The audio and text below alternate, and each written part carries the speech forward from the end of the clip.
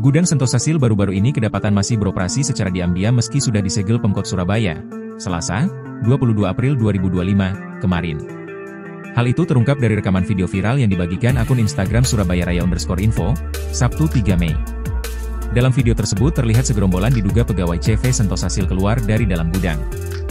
Mereka terlihat berlari terbirit-birit setelah dipergoki masih beraktivitas di malam hari. Lantas video viral itu pun memancing sejumlah komentar dari warganet. Tak sedikit dari mereka naik darah melihat rekaman video tersebut. Beberapa dari mereka menyebut bahwa pemerintah kalah dan dipermainkan oleh CV Sentosa Steel.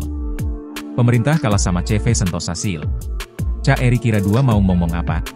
Pemerintah hanya dibuat mainan oleh pemilik CV Sentosa, mengutip tribunmataraman.com, Minggu 4 Mei. Sementara itu dari Pemkot Surabaya sendiri turut memberikan respons atas video viral yang beredar di media sosial. Wali Kota Surabaya, Eri Cahyadi menyebut, bahwa mereka langsung berkoordinasi dengan Polres Tanjung Perak dan Satpol PP untuk kembali menutup gudang tersebut, Sabtu 3 Mei. Eri juga menambahkan bahwa sebelumnya Sentosa Steel memang sempat mengajukan izin untuk melakukan pemeliharaan instalasi listrik di gudang. Namun saat dilakukan pengecekan, Eri menyebut bahwa gudang tersebut kedapatan masih beroperasi meski dalam status masih disegel.